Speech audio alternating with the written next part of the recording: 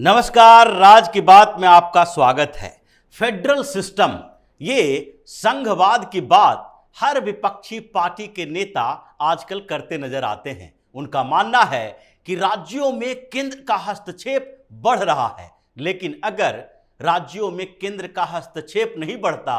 तो क्या आज पंजाब जिस स्थिति में है वैसा रह पाता? यह सवाल उठ रहा है पंजाब को लेकर, क्योंकि पंजाब में अरविंद केजरीवाल की पार्टी आम आदमी पार्टी की सरकार है और जब से सरकार बनी है और जब से आम आदमी पार्टी पंजाब की राजनीति में एंट्री मारी है, तब से ही यह माना जा रहा है कि वहां पर प्रो खालिस्तानी नेटवर्क तेजी से बढ़ा है। और इसके पीछे का कारण कुमार विश्वास ने भी बताया था कि किस तरीके से 2017 में ही आम आदमी पार्टी के मुखिया अरविंद केजरीवाल खालिस्तानियों के संपर्क में थे। उन्होंने खालिस्तानी नेताओं को सहयोग के लिए कहा कि तुम मुझे सत्ता दो, हम तुम्हें स्वतंत्रता देंगे, यानी कि सत्ता तक हमारी पहुंच बनाओ और उसके बदले तुम लोगों को जो सुविधाएं पंजाब में चाहिए अपने नेटवर्क को बढ़ाने के लिए, वो सुविधा हम देने के लिए तैयार हैं। लेकिन ये बात पुरानी हो गई। 2017 में आम आदमी पार्टी चुनाव नहीं जीत पाई, लेकिन प्रमुख विपक्षी पार्टी बनी। हालांकि प्रमुख विपक्षी पार्टी की भी एक बड़ी भूमिका होती है और इसलिए इसने खालिस्तानियों का समर्थन जारी रखा। और जब 2022 में चुनाव हुआ तो उस समय तो आम आदमी पार्टी के सपोर्ट में पूरा खालिस्तानी नेटवर्क आ गया। शहर में ही नहीं बल्कि पंजाब के गांव-गांव तक फैले ये नेटवर्क सक्रिय हो गया और इसका प्रमाण अब मिल रहा है। एक रिपोर्ट सौंपी गई है पंजाब पुलिस की। पंजाब पुलिस ने प्रो खालिस्तानी इंटाइटीज की रिपोर्ट सौंपी है और यह रिपोर्ट अमित शाह को, यानी कि केंद्रीय गृह मंत्रालय को सौंपी गई है। इसकी जानकारी एनआईए के उस कॉन्फ्रेंस में दी गई जो एंटी टेरर एक्टिविटीज वाले सारे जो संगठन हैं और उसके नेक्सस नेटवर्क कैसे एक दूसरे से जुड़े हुए हैं, इस मुद्दे पर 2 दिन तक चर्चा हुई और एनआईए इसमें पार्टिसिपेट कर रही थी। हर राज्य के पुलिस विभाग के प्रमुख, इंटरनल सिक्योरिटी के डीजीपी वहां पर मौजूद थे और जब यह बात चल रही थी कि कैसे ये नेटवर्क जो कि एंटी इंडिया एक्टिविटी वाले हैं, उसका नेटवर्क कैसे ड्रग्स डीलर से है, उसका नेटवर्क किस तरीके से यहां के गैंगस्टर से है और उसका नेटवर्क कैसे यहां के सिंगर और एक्टर से है। ये पूरे नेटवर्क को तोड़ने के लिए क्या क्या किया जा सकता है, इसके लिए स्टेट के पुलिस को बुलाया गया था और उसमें पंजाब पुलिस के इंटरनल सिक्योरिटी के आईजीपी यानी कि inspector general of police Nilabh Kishore भी मौजूद थे। उन्होंने एक बड़े खुलासे किए और यह खुलासा इस तरह का है जिससे अरविंद केजरीवाल सीधे तौर पर फंसने वाला है। ऐसे अरविंद केजरीवाल के खिलाफ सबूत तो बहुत सारे हैं, घोटालों के भी, लेकिन यह सबूत घोटाले के नहीं है बल्कि भारत विरोधी गतिविधि का है, गद्दारी का है, देशद्रोह का है। अभी तक जितने सबूत केजरीवाल के खिलाफ मिले थे दिल्ली के अंदर, वो सारे सबूत इस ओर इशारा कर रहे थे कि केजरीवाल जो अपने आप को कट्टर ईमानदार कहता है उतना ही कट्टर बेईमान है, क्योंकि हर विभाग जो केजरीवाल सरकार का है उन हर विभागों में एक न एक घोटाला सामने आया है। चाहे शिक्षा विभाग हो, उसमें भी जो स्कैम सामने आया था स्कूल की बिल्डिंग बनाने में, मॉडर्नाइजेशन करने में, रिकंस्ट्रक्शन में, और इसके अलावा जो ट्रांसपोर्टेशन विभाग है उसमें बस की खरीद में, शराब जिसमें एक्साइज पॉलिसी बनाई गई उसमें तो मनीष सिसोदिया और संजय सिंह अभी जेल के अंदर है। तो यानी हर विभाग को खंगाला जा रहा है तो उसमें घोटाले के सबूत मिल रहे हैं। हालांकि केजरीवाल इतना स्मार्ट तरीके से यह घोटाला करता है कि उस तक इन्वेस्टिगेशन की आंच, जो जांच की आंच है, वो पहुंचते पहुंचते समय लगेगा। लेकिन ये कि ऐसा सबूत है जिससे कि केजरीवाल के ऊपर देशद्रोह, देश के साथ गद्दारी का आरोप लगा है और इसकी जांच भी होगी। ऐसा नहीं है कि वो केजरीवाल अब इसमें बच पाएगा, क्योंकि अभी तक पॉलिटिकल छत्र छाया में बैठा अरविंद केजरीवाल यह बात साबित करने में लगा कि हम तो खालिस्तानी नेताओं के साथ जो मुलाकात किए थे वो बेल पर बाहर निकले हुए थे। इसलिए यह मोरल क्वेश्चन हो सकता है, लेकिन यह क्वेश्चन जो है वो किसी भी तरीके से ऐसा नहीं है जिससे कि इन्वेस्टिगेशन हो, जांच हो और उस पर सवाल उठ सके। लेकिन अब जो नीलाभ किशोर ने रिपोर्ट सौंपी है उसमें केंद्रीय गृह मंत्रालय को बताया है कि 56 इंटाइटीज यानी कि प्रो खालिस्तानी इंटाइटीज जो हैं वो विदेशों में फैले हुए हैं, अलग अलग देशों में फैले हुए हैं और इनका एक दूसरे से कनेक्शन भी है। ऐसा नहीं है कि ये जो यूके में हैं, यूएस में हैं, कनाडा में हैं या फिर मलेशिया में हैं या फिलीपींस में हैं, आर्मेनिया में हैं या फिर किसी और देश में हैं, पाकिस्तान में हैं। ये सारे के सारे ऐसा नहीं है कि अलग अलग तरीके से ऑपरेट कर रहे हैं, बल्कि एक दूसरे से कनेक्टेड हैं। और ये 56 इंटाइटीज जो है उसमें से सबसे ज्यादा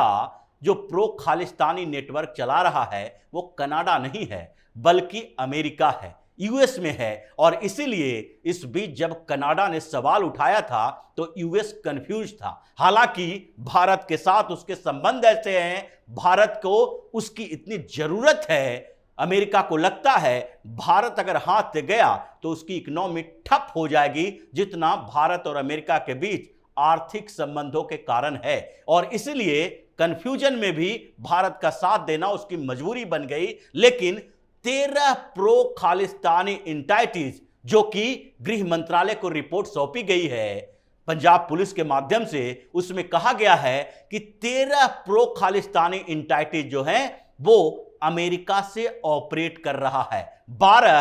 कनाडा से ऑपरेट कर रहा है, जबकि 7 ऐसे हैं प्रो खालिस्तानी इंटाइटीज जो जर्मनी से ऑपरेट कर रहा है। लेकिन इसके अलावा यूके यानी ब्रिटेन में भी इसने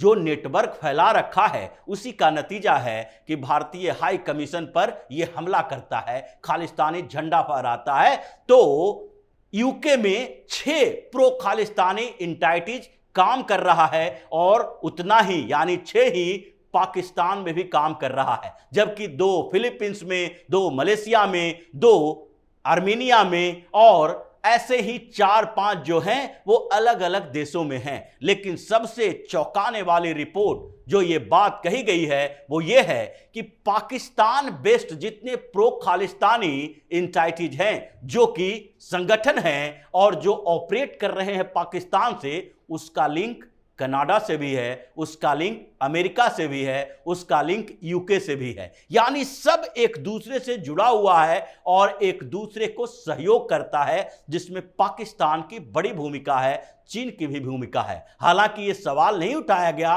कि यूएस या यूके की सरकार इन लोगों को किस तरीके से संरक्षण दे रही है, क्योंकि वहां पर जो नेटवर्क चल रहा है उसमें यूके या यूएस की सरकार उनको संरक्षण तो नहीं दे रही, लेकिन उसके खिलाफ बहुत ज्यादा कड़ी कार्रवाई भी नहीं कर रही है। लेकिन कनाडा की सरकार तो पूरी तरह से संरक्षण दे रही है। इसलिए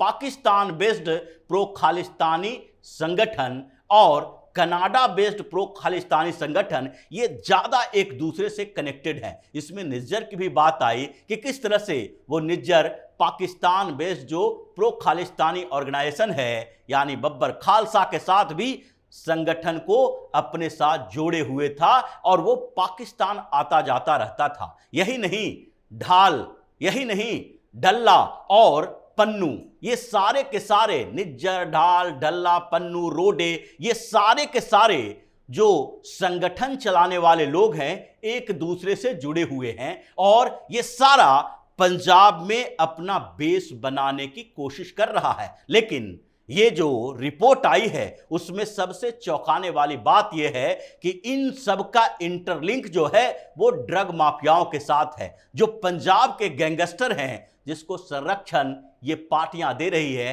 कांग्रेस की सरकार में भी दिया गया, आम आदमी पार्टी की सरकार में भी दिया गया और ये उससे जुड़े हुए हैं। और ये जो टेरर फंडिंग होती है उसमें ड्रग्स डीलिंग का बड़ा कारोबार है, यानी कि ये अपने नेटवर्क का उपयोग गैंगस्टर के लिए करता है और उसके बाद ये ड्रग्स डीलिंग से उसको फंड देता है, यानी कि नशा का कारोबार भी उससे जुड़ा हुआ है और इसलिए पंजाब पर होम मिनिस्ट्री की नजर है। लेकिन सबसे बड़ी बात है कि अगर होम मिनिस्ट्री की नजर नहीं होती पंजाब पर, इन लोगों ने इस तरीके से सख्ती नहीं दिखाई होती, तो केजरीवाल आज पंजाब को नरक बना चुका होता। क्योंकि पिछले दिनों अमृतपाल की घटना थी। अमृतपाल के बारे में सबको पता था कि ये प्रो खालिस्तानी है, टेररिस्ट है, लेकिन जब उसने पंजाब के थाने पर हमला किया अपने लोगों को छुड़ाने के लिए, पंजाब के पुलिस ने कुछ नहीं किया बल्कि कंप्रोमाइज कर लिया, उसके सहयोगी को जेल से रिहा कर दिया और इससे उसका मनोबल और बढ़ा। हालांकि होम मिनिस्ट्री के आदेश पर जब सख्ती से वहां कार्रवाई की गई, डीजीपी को समन भेजा गया, बुलाया गया, यहां उसके साथ डील की गई और भगवंत मान को चेतावनी दी गई, तो फिर एक्टिविटी बढ़ी और पैरामिलिट्री फोर्सेस और पंजाब पुलिस ने मिलकर किसी तरह अमृतपाल को पकड़ा, जिसे पंजाब नहीं रखा गया क्योंकि भरोसा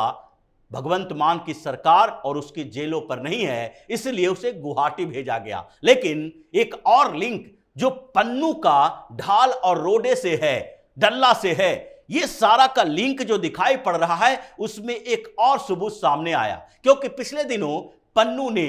एक और खुलासा किया था और बताया था कि आम आदमी पार्टी के चुनाव के समय अरविंद केजरीवाल की पार्टी को उसने क्राउड फंडिंग, प्रो खालिस्तानी लोगों के फंडिंग से $6.7 मिलियन दिए थे। वो यूके में, यूएस में, कनाडा में, यूरोप में और ऑस्ट्रेलिया में अलग अलग देशों पे एक नेटवर्क चला रहा था आम आदमी पार्टी को सपोर्ट करने लिए, और उसमें खालिस्तानी फंडिंग टू आप.net एक वेबसाइट भी बनाया था जिसमें लोगों ने फंड दिए और आम आदमी पार्टी को उसने पैसे से भी सपोर्ट किए और लोकल नेटवर्क जो पंजाब में था उन लोगों को आपके सपोर्ट के लिए भी कहा। मतलब ये जो पन्नू का कनेक्शन पाकिस्तान के आईएसआई के साथ, ढाल के साथ, रोडे के साथ, निज्जर के साथ, ये सारे एक दूसरे से जुड़े हुए हैं। तो ये पन्नू का खुलासा केवल उसके लिए नहीं था बल्कि ये सारे प्रो खालिस्तानी ऑर्गेनाइजेशन जो हैं, इन सब लोगों ने मिलकर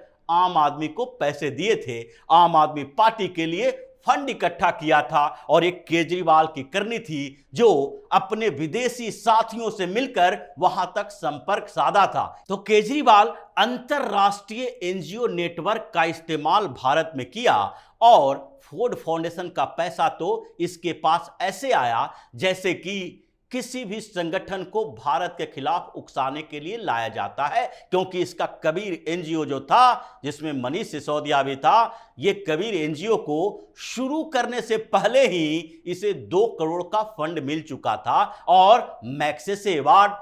तो अरविंद केजरीवाल को जो मिला है वो भी एक अंतरराष्ट्रीय कॉन्स्पिरेसी का हिस्सा था। मतलब केजरीवाल ने जिस तरीके से पंजाब में खालिस्तानियों को सपोर्ट किया, पन्नू ने जो इसके खिलाफ खुलासे किए कि लगभग $7 मिलियन इसने पंजाब के चुनाव के समय अरविंद केजरीवाल की पार्टी के लिए जुटाए थे, और फिर अंतरराष्ट्रीय एनजीओ नेटवर्क के साथ केजरीवाल का साथ, मतलब अब पूरी तरीके से केजरीवाल फंस गया है। और ये जो मामला है वो एनआईए के पास है, नेशनल इन्वेस्टिगेटिव एजेंसी, यानी कि नेशनल इन्वेस्टिगेशन एजेंसी जो है वो टेरर मामलों की जांच करती है। और आतंकवाद से जब इसका लिंक दिखाई पड़ रहा है, पंजाब पुलिस की रिपोर्ट आई है, तो इसका मतलब है पंजाब में अब बड़ा क्रैकडाउन होगा। भगवंत मान परेशान है, टेंशन में है और अरविंद केजरीवाल की मुसीबत फिर से बढ़ने वाली है। तो इसी तरह की खबरों के साथ फिर से हाजिर होंगे, तब तक के लिए बने रहिए हमारे साथ और देते रहिए हमें सहयोग ताकि इसी तरह की खबर हम आपके लिए लाते रहें। धन्यवाद।